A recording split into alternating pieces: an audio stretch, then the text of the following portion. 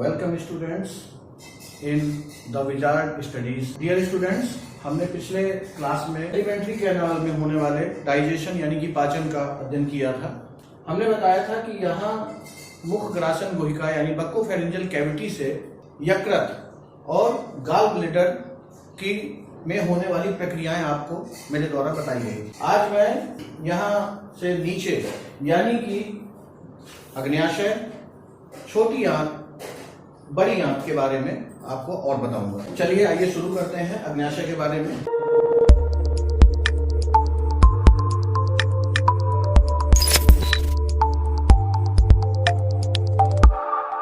अग्न्याशय को पैंक्रियास भी कहते हैं। ये आपका ये जो स्ट्रक्चर दिखाई दे रहा है ये अग्न्याशय कहलाता है। आप देखें इस स्ट्रक्चर में यह ब्रांच दिखाई दे रही है। ये जो ब्रांच है इसे रेजी मोसली ब्रांच कहा जाता है। यानी एक बिंदु इसका ये निकल के आता है कि रेसी मोसली शाखित, यानी अग्न्याशय जो होता है ये कैसा होता है, रेजी मोसली शाखित यानी रेजली मोसली ब्रांच होता है। अब इसकी स्थिति देखते हैं, यह कहां स्थित होता है। यह स्टोमक यानी आमाशय और छोटी आंत के एक भाग ग्रहणी यानी डियोडेनम के बीच में स्थित होता है। इसे भी हम मेंशन करते हैं। इसकी स्थिति कहां है, स्थिति आमाशय और छोटी आंत का जो एक भाग है इसे जो भी मैंने बताया डियोडेनम, इसकी स्थिति ये रही। यह ग्रंथि जो है अग्न्याशय, यह शरीर की दूसरी सबसे बड़ी ग्रंथि है। इसका एक बिंदु ये निकल के आया, शरीर की दूसरी सबसे बड़ी ग्रंथि। इस अग्न्याशय की ग्रंथि पर एक बात और कही जा सकती है, यह सबसे अधिक महत्वपूर्ण ग्रंथि है क्योंकि इसमें जो हार्मोन्स निकलते हैं वो अंतःस्रावी भी निकलते हैं और बहिर्स्रावी भी निकलते हैं। इसका 99% भाग जो होता है वो बहिर्स्रावी होता है और ये जो हिस्सा होता है यह एक पिंडक के रूप में रहता है, इसे एसिनाई भी कहते हैं। ये बहुत इंपॉर्टेंट है, ये पूछा गया है एसिनाई संरचना कहां पाई जाती है। तो 1% भाग है, वह 1% भाग अंतःस्रावी होता है। अंतःस्रावी ये हिस्सा इससे और ज्यादा इंपॉर्टेंट है क्योंकि यह भाग अंतःस्रावी होता तो है लेकिन अब स्थित कहां होता है, यह पिंडक यानी एसिनाई के बीच में स्थित होता है और इससे 4 प्रकार की कोशिकाएं इसमें पाई जाती हैं। पहली कोशिका अल्फा सेल, दूसरी कोशिका बीटा सेल, तीसरी कोशिका गामा सेल और चौथी कोशिका पीपी सेल। अल्फा सेल से कौन सा हार्मोन निकलता है, ग्लूकागॉन। बीटा सेल से इंसुलिन हार्मोन निकलता है। तीसरी कोशिका गामा सेल, इससे सोमेटोस्टेटिन नामक हार्मोन निकलता है और चौथी अंतिम कोशिका जो अग्न्याशय में पाई जाती है वह है पीपी सेल यानी पैंक्रियाटिक। ये चारों कोशिकाएं अग्न्याशय यानी पैंक्रियास के अंदर पाई जाती हैं। सबसे महत्वपूर्ण कोशिका अल्फा सेल और बीटा सेल है। बीटा सेल, इससे इंसुलिन हार्मोन निकलता है। यह हार्मोन मधुमेह का यानी डायबिटीज का, जिसे हम शुगर का मरीज या शुगर का रोगी कहते हैं, शुगर की बीमारी कहते हैं, यह हार्मोन उसके लिए उत्तरदायी है। जब रुधिर में, खून में इंसुलिन की मात्रा कम हो जाती है तो शर्करा का जो ग्लूकोज शुगर है, ब्लड शुगर है, उसका स्तर बढ़ जाता है। इसके बाद आप ये समझें, अग्न्याशय जो होता है, अग्न्याशय में सभी प्रकार के खाद्य अवयवों का यानी बायोमोलिक्यूल्स का पाचन होता है। यह सबसे महत्वपूर्ण बिंदु है क्योंकि यहाँ कार्बोहाइड्रेट, प्रोटीन और फैट तीनों प्रकार के अवयवों का पाचन कहां होता है, सिर्फ और सिर्फ अग्न्याशय में। यानी एक प्रश्न यह उठता है, यह पूछा जा सकता है कि वह कौन सा अंग है शरीर का जहां तीनों प्रकार के या समस्त प्रकार के अवयवों का पाचन होता है, तो इसका उत्तर है अग्न्याशय। अब अग्न्याशय के बाद पाचन आता है यानी कि भोजन आता है आपका छोटी आंत में। अब हम छोटी आंत के अंदर पाचन कैसे होता है इसके बारे में जानेंगे। छोटी आंत के 3 भाग होते हैं। पहला ग्रहणी, जिसे डियोडेनम कहते हैं, इसकी लंबाई 25 सेंटीमीटर होती है। इसका हिस्सा ये रहा, देखिए बड़े ध्यान से देखिएगा, डियोडेनम। दूसरा हिस्सा, इसको हम डियोडेनम को ग्रहणी के नाम से भी जानते हैं। दूसरा हिस्सा मध्यांत, इसको जियोजेनम कहते हैं। इसकी लंबाई 2.5 मीटर यानी 2.5 मीटर होती है। यह हिस्सा जो है यहां से ये पूरा हिस्सा लगभग आधे से ज्यादा, यह क्या कहलाता है? यह कहलाता है मध्यांत यानी जियोजेनम। अब अंतिम हिस्सा जो छोटी आंत का है वह कहलाता है शेषांत। यह हिस्सा लगभग जो लगभग आधा है या आधे से थोड़ा ज्यादा है, इसको शेषांत या इलियम कहते हैं। इसकी लंबाई लगभग 3.5 मीटर होती है। अब हमें यह जानना आवश्यक है, ये तो हो गई बड़ी छोटी आंत की संरचना। अब हम ये जानेंगे कि आखिर छोटी आंत में होता क्या है। दरअसल जो भोजन हमने किया उसका थोड़ा सा अवशोषण तो यहां से होता है, लगभग ना के बराबर। पेट में आने पर यानी स्टोमक में आने पर पानी का अवशोषण होता है, एल्कोहल का अवशोषण होता है। ध्यान दीजिएगा, एल्कोहल का अवशोषण यहां हो जाता है यानी आमाशय के अंदर।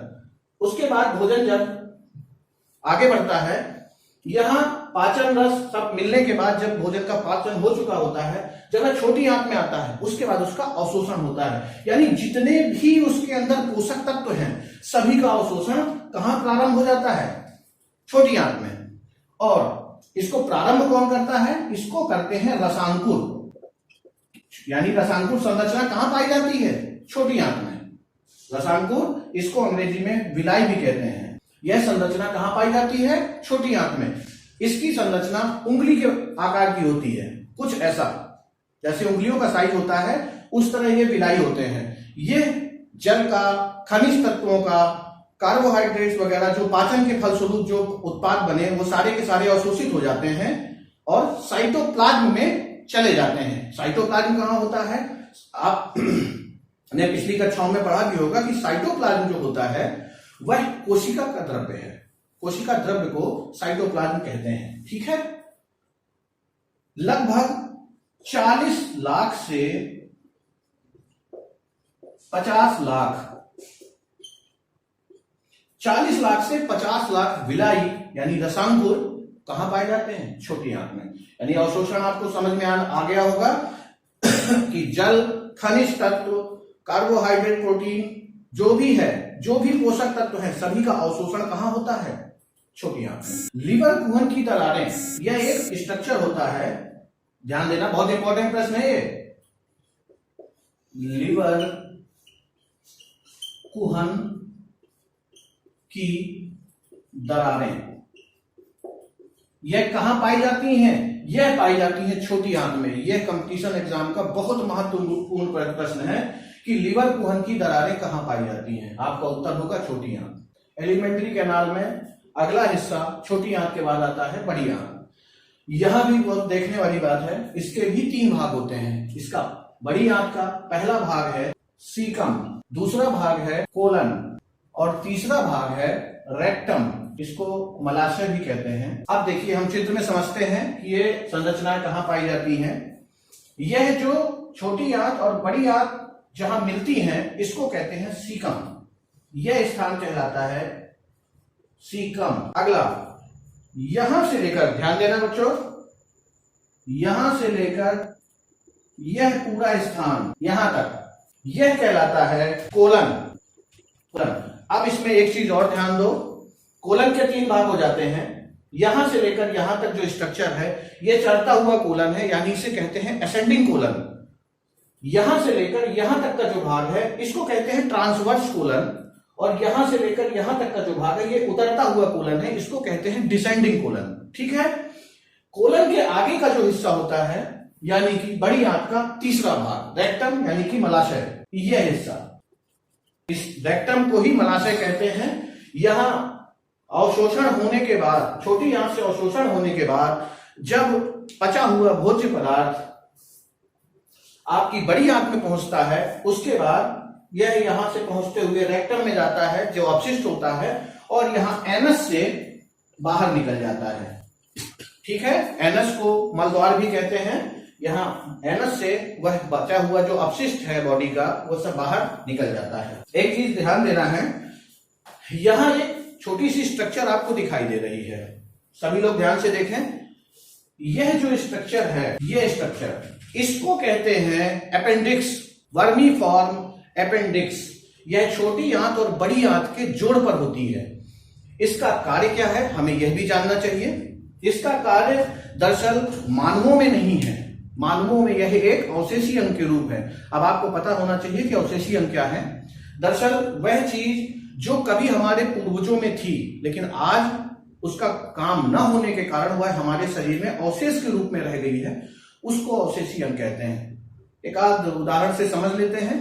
जैसे आंखों के बीच में ये लाल रंग की जो किनारे में अर्धचंद्राकार रचना होती है, इसे निमेशक पटल कहते हैं।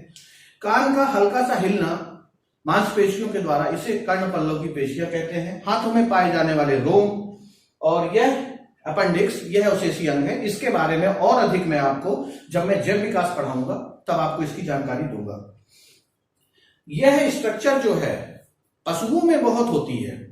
पशुओं में क्यों होती है? क्योंकि इसकी सहायता से, इससे निकलने वाले पदार्थ की सहायता से सेल्यूलोज का पाचन होता है।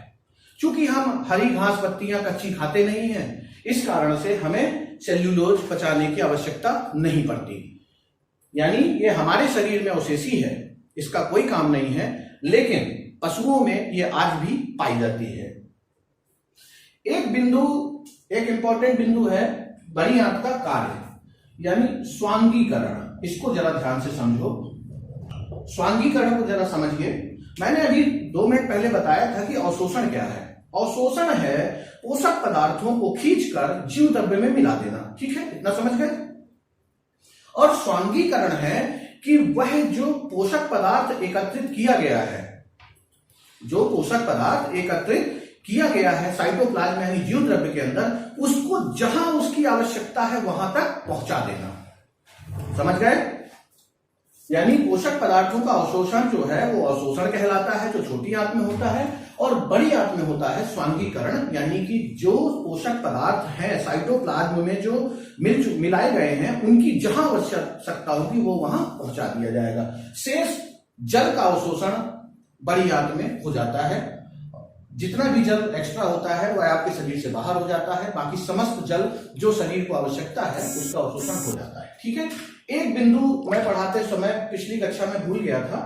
एक बहुत महत्वपूर्ण प्रश्न है कि पित्ताशय किस जानवर में नहीं पाया जाता? किसमें नहीं पाया जाता है? घोड़े में। इसको नोट कर लेना कहीं कॉपी में अलग से, यह ध्यान रखना, यह बहुत इंपॉर्टेंट प्रश्न है, क्योंकि घोड़ा भी घास खाता है, घोड़ा चना भी खाता है, कार्बोहाइड्रेट लेता है, प्रोटीन सब कुछ लेता है, लेकिन घोड़े में पित्ताशय का अभाव होता है, ठीक है।